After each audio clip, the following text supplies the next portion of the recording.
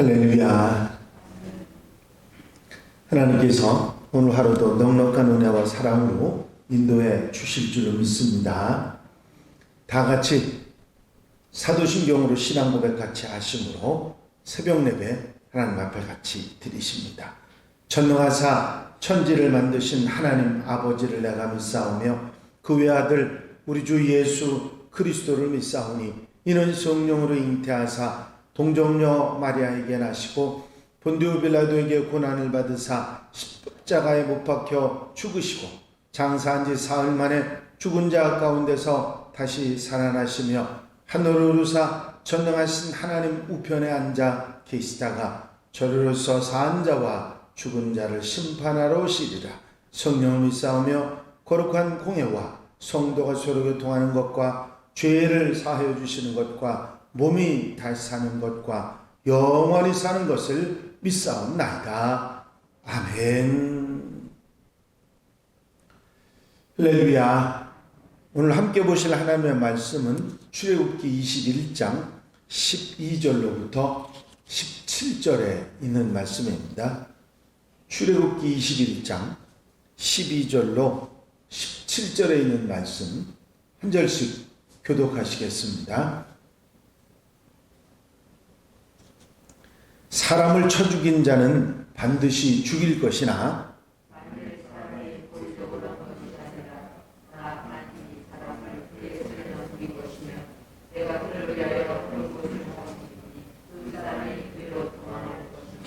사람이 그의 이웃을 고의로 죽였으면 너는 그를 내 제단 아래서도 잡아내려 죽일지니라.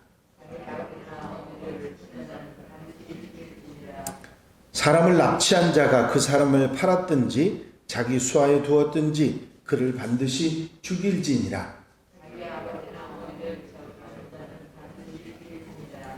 아멘. 할렐루야. 이제 본격적인 율법, 하나님의 백성으로서 이스라엘 백성들이 지켜나가야 할 하나님의 법을 이제 말씀하고 계십니다.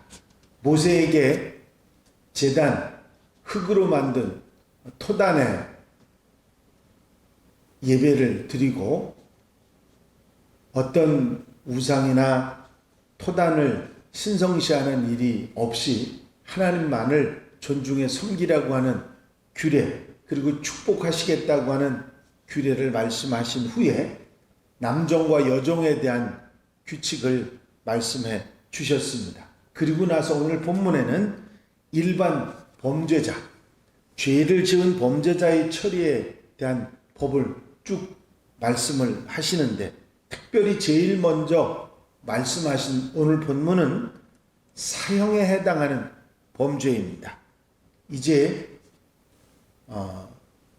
더 이상 용서받을 수 없이 그 생명을 죽여야 되는 그런 끔찍한 범죄가 어떤 것들이냐 하는 사형에 해당하는 범죄에 대한 얘기인데 12절에서 17절까지 나오는 사형에 해당하는 범죄는 살인죄, 부모 구타죄, 인신유괴죄, 부모 저주죄입니다. 먼저 살인죄는 반드시 사형에 처해야 한다. 살인을 저지른 자는 죽여야 한다. 사람을 죽인 자는 죽여야 한다고 하는 것이 하나님께서 생명 존중을 하시는 하나님의 명령입니다.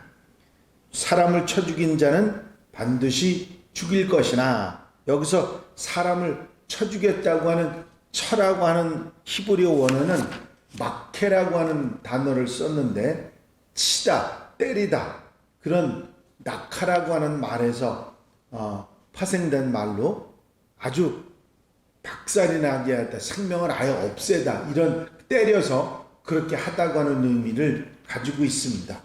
결국 본문 말씀에서 쳐 죽인 자라고 하는 말은 고의로 상대방에 대해서 죽일 마음을 가지고 때려서 죽인 자를 말하는 것입니다. 이렇게 고의로 사람을 죽인 자의 형벌은 사형, 본인도 죽여야 한다고 하는 그런 하나님의 엄명입니다. 여기에서 반드시 죽일 것이나 반드시라고 하는 표현은 절대 강조를 다시 한번 말씀하고 있는 거죠. 고의로 살인을 한 자는 반드시 사형을 시켜야 된다 하는 하나님의 엄명인 것입니다. 하지만 고의가 아닌 실수에 의한 살인이나 자신의 생명을 보호하기 위해서 정당방위로 또는 나쁘고 악한 짓을 해서 공의로운 살인을 하게 된 경우는 도피성을 정해서 그 도피성으로 도망해서 생명을 보존하게 하라고 그렇게 말씀하십니다. 만일 사람이 고의적으로 한 것이 아니라 나 하나님이 사람을 그의 손에 넘긴 것이면 내가 그를 위하여 한 곳을 정하리니 그 사람이 그리로 도망할 것이며 라는 말씀을 하십니다. 여기서 나 하나님이 사람을 그의 손에 넘긴 것이면 뭐냐면 하나님께서 허락하신 것이면 하는 그런 의미를 가지고 있는 거죠. 하나님께서 정당하게 생각하실 정도로 그 사람을 죽여도 된다고 하는 인정, 정당방위나 공의로운 살인이 있었을 경우라고 하는 표현이 되겠습니다.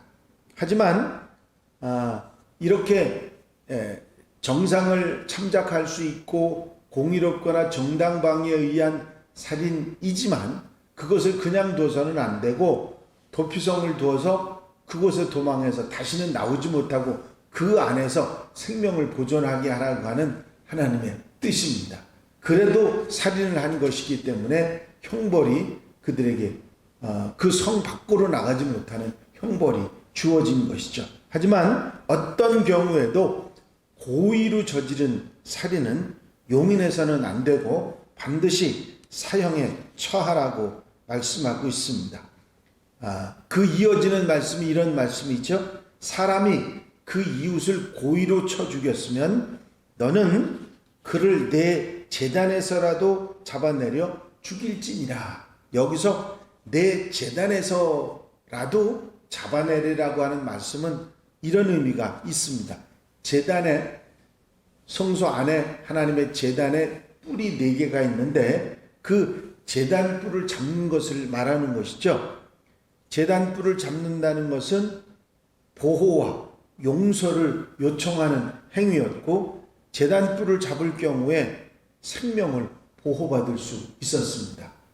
제단 뿔을 감히 잡을 수도 없거니와 그만한 억울한 마음과 간절한 마음이 표현되어 있는 거기 때문에 그 제단 뿔을 잡는 자는 용서를 해주는 그런 규칙이 있었던 것입니다. 실제로 반역을 도모했던 아도니아는 솔로몬의 용서를 구하면서 제단의 뿔을 잡았고 이런 의미를 알았던 솔로몬은 그의 목숨을 살려줬습니다.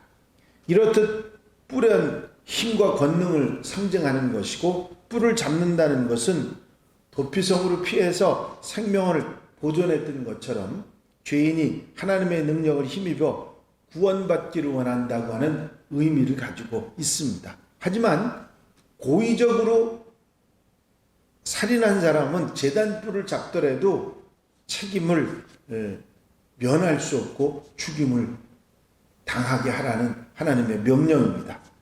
반역한 아도니아를 따랐던 요압도 제단뿔을 잡았지만 죽임을 당했던 것이 그 좋은 이해가 될 것입니다. 이렇게 해서 살인에 대한 죄는 본인이 죽임을 당하는 것이라 하는 사실을 분명히 말씀하고 계시고 다음에 사형에 해당하는 일반 범죄는 부모 구타죄입니다. 자기 아버지나 어머니를 치는 자는 반드시 죽일지니라. 여기서 부모를 친다고 하는 단어는 사람을 때려 죽이게 할 정도로 심하게 치는 의미로 21절에 살인하는 자에게 사용된 단어 니카, 친다고 하는 똑같은 단어를 사용하고 있습니다. 부모를 죽일 정도로 치는 자, 그런 사람은 예외 없이 쳐 죽이라 하는 하나님의 명령인 것입니다. 하나님께서는 부모에게 자녀를 양육하고 훈육하며 다스릴 권한을 주셨습니다. 그런데 자식이 그 부모를 공경하고 순종하지 않고 부모를 친다고 하는 것은 하나님의 뜻을 어기는 것이고 하나님 공경과 관계되는 것이기 때문에 얼마나 중요하게 생각하셨는가 하는 것을 알 수 있는 거죠.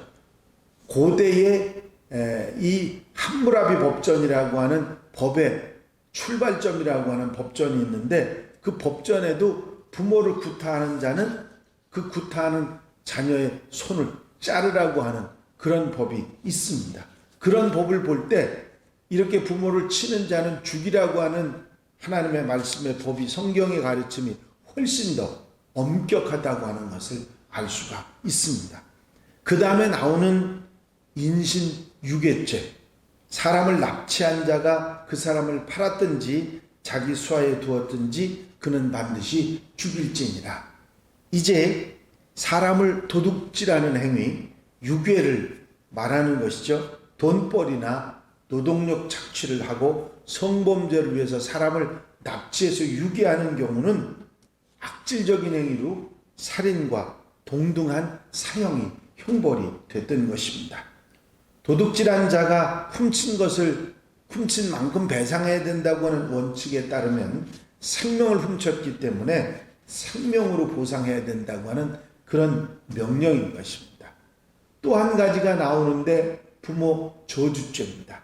자기의 아버지나 어머니를 저주하는 자는 반드시 죽일지니라 하셨습니다. 여기서 저주하다고 하는 히브리어 칼날은 줄어들다 작아진다 하는 의미로 사람에게 대해서 사용할 때는 상대방을 대수롭지 않게 생각하고 경시하는 그런 표현입니다.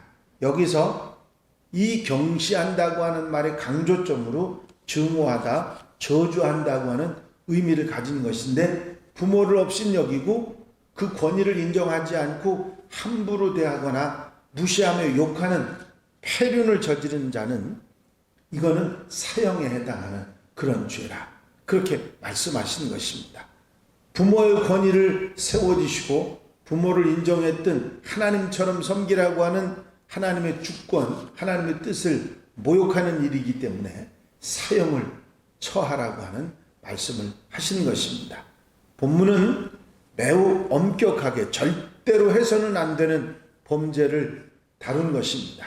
이런 범죄를 저지른 자는 반드시 죽이라고 하는 엄명이 있는 것이고 이제 이 말씀, 왜 이런 말씀을 하셨는가 하는 것을 생각하고 그 뜻을 따르는 하나님의 백성들이 되어야 될 것입니다.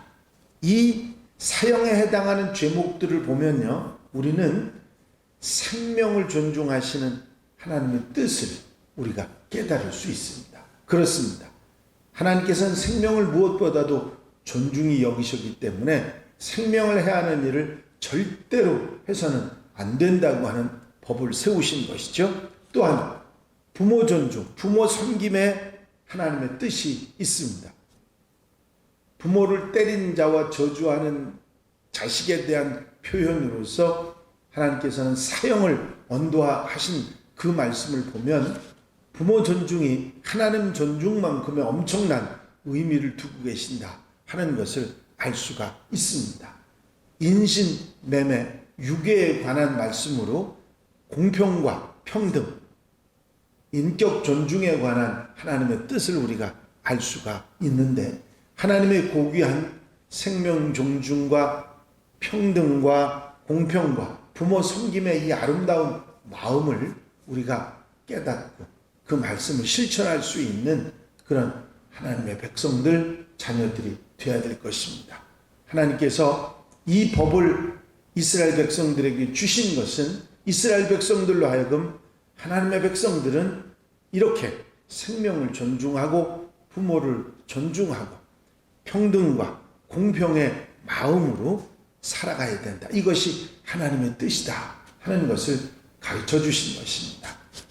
우리의 삶 속에서도 이 말씀에 아멘하며 생명을 존중하고 부모를 잘 섬기고 인격을 존중하고 공평과 평등에 사는 그런 하나님의 백성들, 하나님의 자녀들이 되어야 될 줄로 믿습니다. 기도드리십니다.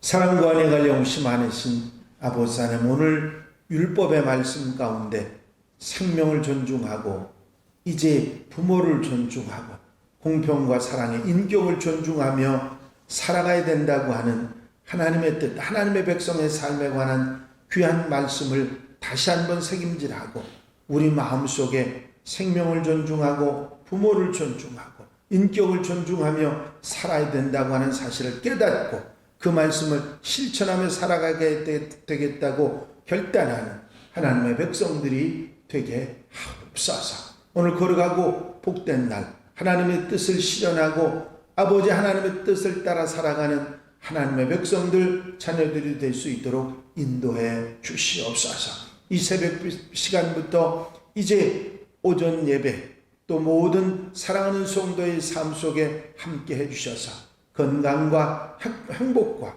주의 은혜와 사랑으로 풍성한 귀한 한 날, 복된 날 되게 하옵소서. 허락하여 주실 줄로 믿사옵고 예수 그리스도의 이름으로 기도하옵나이다. 아멘. 주님 가르친 기도 함께 드리십니다. 하늘에 계신 우리 아버지시여, 이름이 거룩히 여김을 받으시오며 나라의 마옵시며 뜻이 하늘에서 이루어진 것 같이 땅에서도 이루어지이다. 오늘날 우리에게 일용할 양식을 주옵시고 우리가 우리에게 죄 지은 자를 사하여 준 것 같이 우리 죄를 사하여 주옵시고 우리를 시험에 들지 말게 하옵시며 다만 악에서 구하옵소서. 나라와 권세와 영광이 아버지께 영원히 쌓옵나이다. 아멘. 이 시간 기도하실 때에 함께 갑시다 프로젝트를 위해서 이제 교회 공통 기도 제목들 위해서 중보 기도할 분들 위해서 기도하시고 자유롭게 기도하시다가 돌아가시겠습니다.